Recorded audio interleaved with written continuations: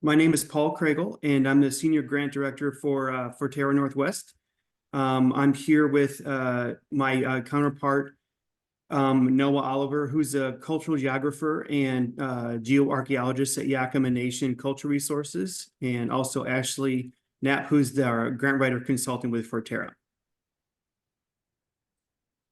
So we're working with the Confederated Tribes and Bands of the Yakama Nation to rematriate or reacquire 176 acres of culturally significant land in the nation's treaty territory that's along the Yakima River, main stem for the side channel habitat restoration to benefit threatened steelhead. Frog's home is in Yakima County, which is south of the Union Gap in Moxie. And Frog's home is on the main stem of the lower Yakima River, just north of Union Gap Canal. It's Raya 37 lower Yakima River. Here's our parcel map. Got 176 acres, 2.8 areas are excluded, where the existing building farms are. And that is, one second. Yes. So the existing, you can see where the yellow lines are. That's existing farm buildings, and those will be a future tribal center and cultural center. So this is a new project, and the goal is to rematriate the land by a fee simple acquisition deed transfer. Frog's home property has about half a mile of side channel habitat, 53 acres of wetlands. There are approximately 153 acres of FEMA 100-year floodplains. Currently, the property is degraded from former agricultural and grazing practices. The property does feature some hummocky wetland pockets, some saturated surface soils, lots of irrigated lands. There are some riparian trees and shrubs among the floodplain margins. And there are remnant floodplains of the Yakima River, and abandoned river courses are still visible. So the historic floodplain in this area was a multi-channel river on alluvial plains, and you can still see the braided channels of kind of highlighted streaks to the pasture grasses. So we feel the presence of these remnant systems demonstrate a high potential for restoration work. So as I said, this is a new project with no previous grants or applications, but Frog's home is just north of Union Gap Canal within the gap-to-gap reach, and it complements the Yakima River gap-to-gap ecosystem restoration project. And if integrated into the gap-to-gap work, I believe we can realize exponential restoration impacts. So Frog's home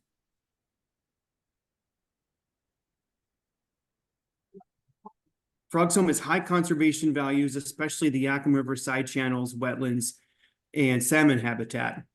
In 2021, Yakima Nation and Forterra entered into an agreement to pursue mutually beneficial projects with the end goal to return culturally significant lands within the nation's treaty territory to the Yakima Nation, and this includes this property.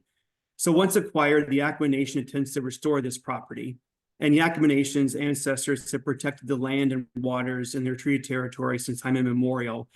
And also, much more recently, in the last 25 years, the Yakima Nation has protected more than 12,000 acres of wetland habitat and almost 1,500 miles of stream and riparian habitat. And there's some examples here.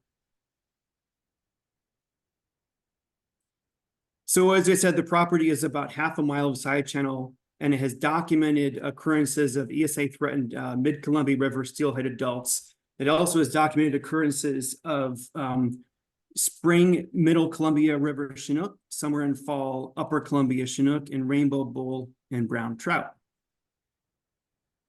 And the Yakima Basin Steelhead Recovery Plan notes that this area has high potential for restoration, but also notes having very low quality habitat, including degraded riparian vegetation and the need for shade, bank stability and food, simplified, degraded or unstable channels, reduced availability of debris in the channel and the floodplain, and reduced quantity and quality of side channel habitat. So this project will address all these if the land is transferred to the Yakama Nation for future restoration. And this project offers immediate benefits for salmon from ending farming practices and livestock grazing. Future wetland buffer restoration will provide more shade, bank stability, and food. Woody debris will be added with channel complexity, and more shade will moderate the stream temperatures. Here's a little shot of the cattle grazing on the land. So here's a historic photo in 1927 of the property, which shows an immense cottonwood forest circled here in red that covered a significant portion of the floodplain and frog zone. And then note also how the river and side channel circled in blue has been modified over this time. Cottonwood trees are keystone species to riparian zones, as you know, and they offer many benefits: shade, large wood input, water temperature, cooling, etc. And restoration will enable this site to replant cottonwoods. So again, this project is part of the Lower Main Stem Action number 6 in the Yakima Basin Sealand Recovery Plan, which is to restore main stem side channel habitats in the Union Gap to Gap and Sela Gap Reach. And returning to the Yakama Nation ownership will help pave the way to restore the floodplain connectivity and function, restore the channel structure and complexity, and address all the limiting factors. Also, future restoration of cottonwoods works toward the basin-wide number 12 action, which is to improve recruitment of cottonwoods with focus on the main stem floodplain. And the plan also notes that cottonwoods have regenerated once grazing is reduced, and which is the goal of this project. And this project also falls under the Technical Advisory Group's focus project number 7, Yakima River Gap to Gap floodplain and side channel restoration, which includes, quote, other projects that increase connectivity between the channel and its floodplain. So acquisition will, as I've said, will result in immediate ceasing of livestock grazing, crop production, irrigation, and as a result, acquisition will help increase the connectivity between side channels and floodplain. A little bit about the landowner, which is us, Forterra. On March 17th of 2022, Yakama Nation Tribal Council Chairman sent Forterra a letter requesting that Forterra consider acquisition of the land to prevent its sale from the open market. So we coordinated with the Yakama Nation and did so, and we acquired the property in September of last year, and our goal is to transfer the property to the Yakama Nation. Our primary partner is Yakama Nation, seen here with a wonderful sculpture that was just revealed for Yakama Nation back in the fall. We also have partnered with the Yakima Valley Community Foundation for future engagement. We've consulted with the Yakima County Commissioners, who have supported the waiver of retroactivity and support the project in general. The Bonneville Power Administration, the BNSF, are donors, and we have had no known opposition to the project. The photo on the right is a site visit that occurred in March of 2023. So our objectives are to complete acquisition and due diligence per policies in the Manual 3 by January 25, and to transfer the property to Yakama Nation via fee simple acquisition deed transfer by February of the same year, 2025. I want to note that Forterra has a long history of land transfers to tribal nations.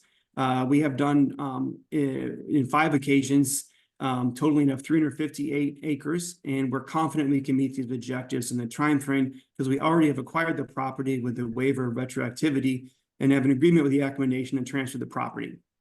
The property was on the market for $2 million, then reduced to $1.9 million. In September 23, Forterra purchased 5 parcels with $1.7 million in guarantor financing loan, and the Yakama Nation purchased a 6th parcel for $400,000. The Yakama Nation ownership is a cornerstone of this project. Without acquisition, the nation won't have site access or control for restoration, and if sold to another entity, farming and ranching operations will likely resume. This is a chart that shows the acquisition cost as $1.275 million. since we're not requesting funding for the parcel already acquired by the Yakima Nation. The cost per acre is calculated almost $9,000. The budget figures for the appraisal, review, taxes, closing, incidentals are costs we have already incurred, so they're based on actual invoices, not estimates. The 5% admin time is less than what we've already spent on the project. As you can see in the administrative cost table in the bottom green, we have $67,000 of funding not reported in PRISM. And for matching funds, we're planning on applying for WWRP, Riparian, and DALIA.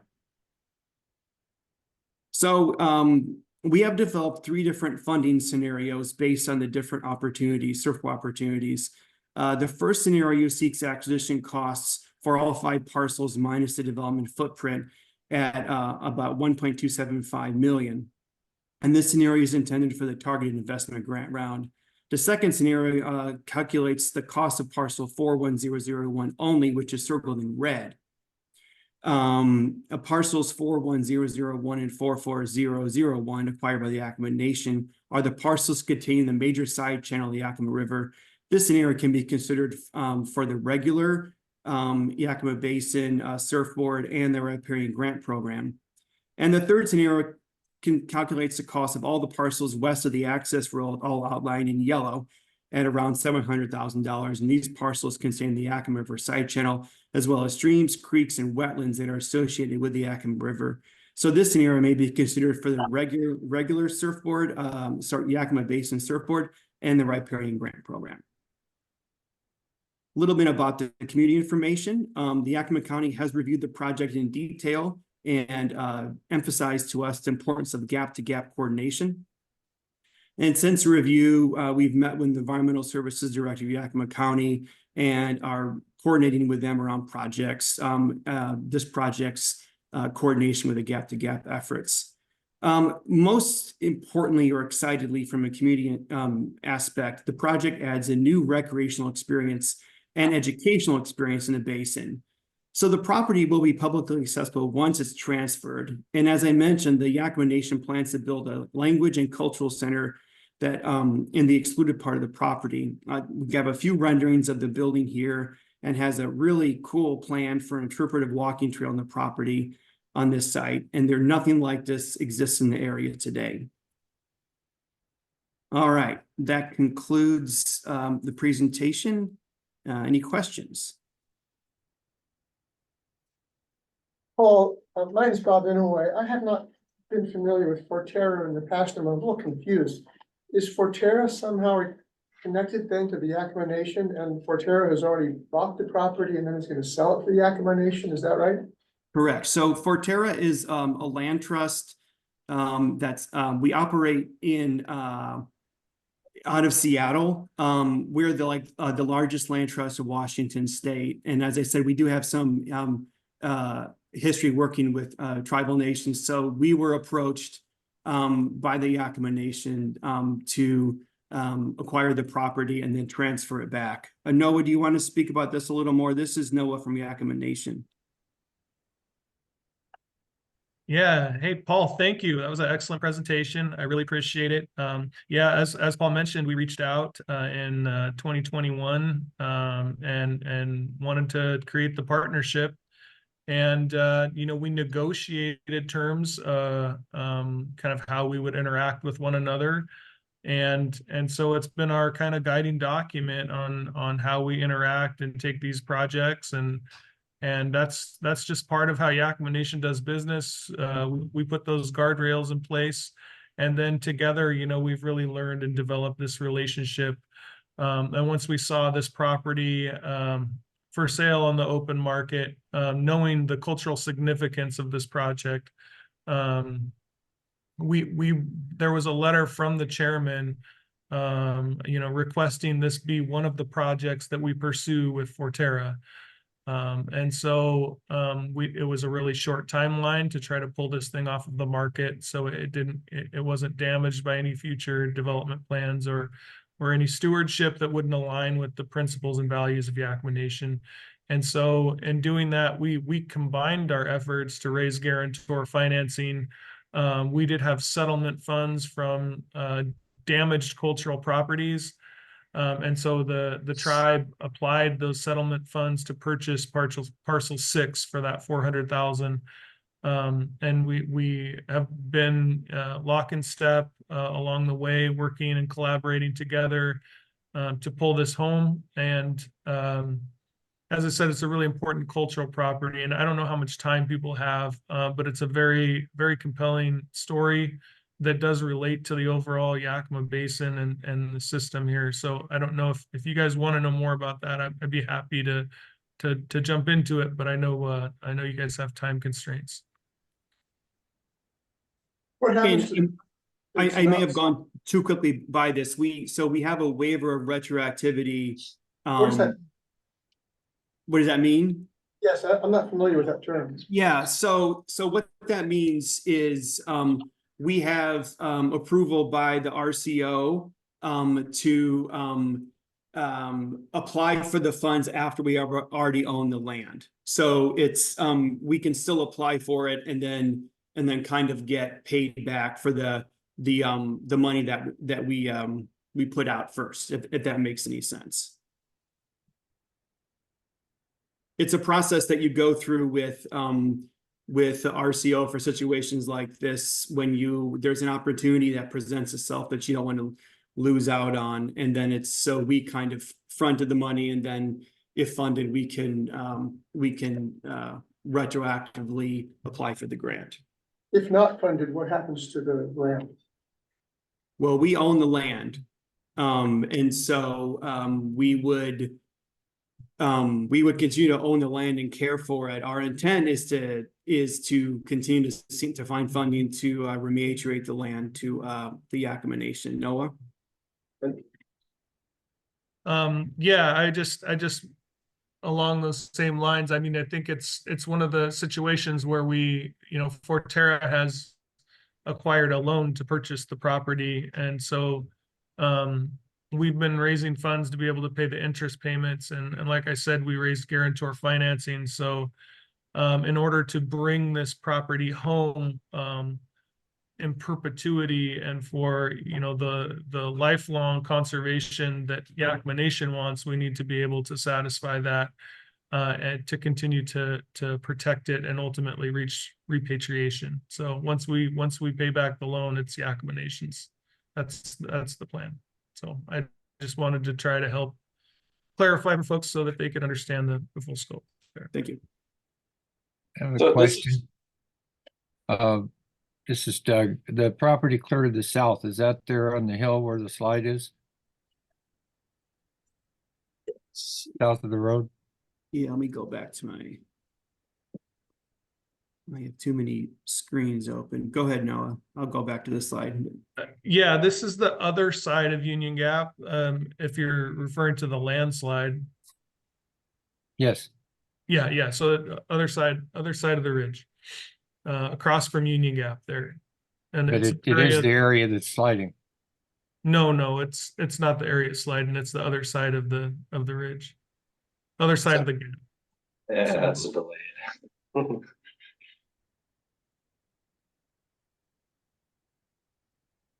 Yeah, so the slide that's sliding would be south of this map on the opposite side of the ridge. Yeah. Okay. Another question, and maybe several years ago they were talking about undershooting the Wapato Dam to let some of the all the gravel that's graded just raise the whole water level up around Union Gap. Is that still in the works? Alex, do we know? That was, God, I don't know, 10, 15 years ago, that was part of the plan, is to allow a bunch of that gravel to move downstream, which would lower the water level through that reach. Yeah, Yakima Nation and BIA are working on designs for rehabilitating Wapato Dam. I don't know that we've seen final dams or know exactly how it'll be addressed. There's still a few alternatives being looked at, Doug. There is a lot of interest in having some kind of a crest gate that could at least, at some times allow some movement of gravel, but we're not even close to final plans at this point. I'm just wondering what effect, if they did drop the water level 3 feet, 5 feet in the river, Which certainly would have an effect on all the wetlands and stuff that's being planned up in this area. Well, I can tell you that the plans for the property are actually to try to bring in a lot more of the wetland environment here. Particularly Blue Slough has a lot of opportunities to be able to bring back some of that groundwater recharge. And as well as the property has water rights that we've put into a water trust. And we'd also like to be able to consider, although it may be very complicated, trying to get some of this free flowing section of the Moxie Canal to move a little bit more throughout the property. So our plans here are really to try to conserve as much water as we can to bring back into the system. Obviously, there's variables in the system that are, you know, outside of our control, but certainly this project and its goals would be corroborated with any of that work. So, Okay, thank you. This is Sean Gross on the tag. So, you know, we're evaluating this from a fisheries perspective, and so I'd like to understand, you know, to what degree are, you know, sort of fisheries projects or restoration plans developed here, number one, and number two, you know, I saw your, you know, your mock-up there of a cultural center and at least a trail. How would you approach that if that might, you know, some of the sighting, say, of parts of the trail might conflict with, you know, fisheries objectives? Sometimes fisheries you know, folks want to realign channels or things like that. yeah, no, great question. I think that there's a lot of upgrades that need to occur in a lot of this. You know, there's some concrete culverts, you know, and stuff. They're functional, but definitely room to be improved. You know, when you start talking about, you know, potential ELJs and things that could bring some of that groundwater back up into the system here. Yeah, of course, there's things that we would have to tackle as far as you know, the trail system, but when we talk about this trail system with our fisheries group, with you know, Tom Elliott, David Blodgett, Joe Blodgett, Danielle, they look at it as a really valuable tool to be able to access these sites and do the research and track the project. You know, because that's also you know, an obstacle that they face quite a bit when they're monitoring these different locations and moving forward with habitat work. And we're really talking about kind of these minimal trail type functional pieces of the landscape. But our first priority, you know, is to be able to protect and acquire this land from any further development. And then do the restoration work. You know, we pulled the cattle off of the property, right? So we have, you know, kind of a short window to be able to deal with invasive species and that kind of work, you know, really being aggressive within the first 3 years. And then, you know, our pie in the sky objective is, of course, to have this language and cultural center, but our primary objective is to protect this place and do that habitat restoration work. You know, one of the things that Paul touched on here was the degradation of these cottonwood stands, and we're talking about, you know, over 250 head of cattle on this property, and this is a property that's really vital to the system. So being able to remove those and get some of those cottonwoods back, you know, promote this groundwater activity and wetland environment. I mean, it's huge. The benefits here we see as being extremely opportune for you know, the tribe's mission and for salmon recovery. There's also, you know, hyporheic flows that are occurring here, right? The things we know about this property, that it's going to allow us to be able to deal with water quality, you know, water quantity, what we're holding back as groundwater, and of course, you know, what we can do to these agricultural pieces to try and clean them up before they're entering back into the system. Thanks, Noah. Any other questions? No, I don't know how much you can get through that you were interested in sharing in 4 minutes, but I'll do my best. I'll go for it. So this area in Union Gap is known as Pahatakute, and it means that there are two faces that are looking at each other. When you look at the gap, one side is the bear, Anahoy, and the other side is Aliquot, the frog. And so before the coming of people, the animals were trying to decide what they would do to protect the earth, how they would treat the resources, how they would prepare things for the people that would come. And the bear believed that the nature of man would be so destructive to the earth that they would need to hibernate like the bear to give the earth a chance to recover. And the frog was very adamant about our days and nights being 12 hours. It would be 1 day, 1 night, 1 day, 1 night. And so where the landslide is on the backside there, that's where the bear came up to his perch.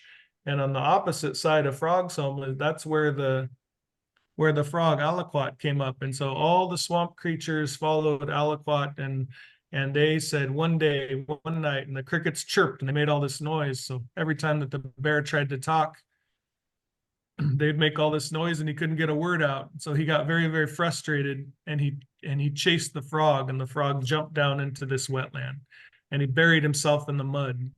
And so that bear ripped and tore through and tried to get to the frog. And every time he did, that frog buried himself deeper and deeper into the mud.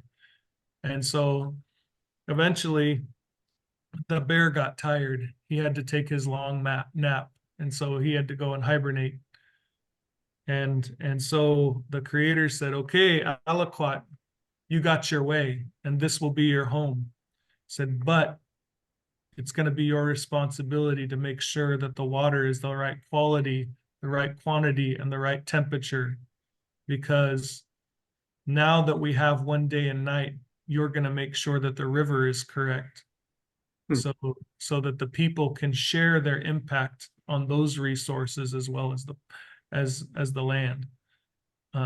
And so this is one of the places we understand as Pinanaknoisha. It's a place where the ancestors have identified the importance of this place to be protected.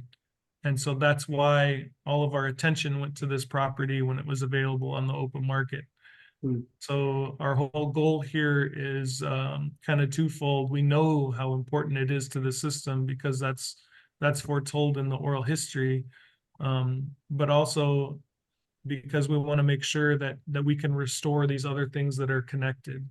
And so the Language and Cultural Center gives us a chance to kind of bridge all of that together and show what we've done, show the work that we did, connect with the community outside the reservation to try to build these stronger, more resilient communities and show this good work that we can do.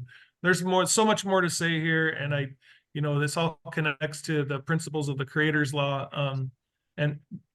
But really what we're trying to do is we're trying to really carve a new path forward and be an example. And I think that's always been the place that Yakima Nation's in. And when they go into preservation and restoration, they do it in perpetuity. Once this is part of Yakima Nation, it's not going anywhere. This is a very, very important, and that's evident in their selection to use their mitigation funds towards the purchase of this property. I mean, this was because there were very significant sites on the main stem of the Columbia River that were destroyed. And so this is part of the settlement funds for that destruction, and they chose this property. So I just want to make sure that if anything, we do at least instill some of those values, and I'd be more than happy to go into further detail at another time with any of you. Thank you. Thank you so much, Noah. And thank you, Paul, as well. Thanks. Yeah. Great. Thank you for the time.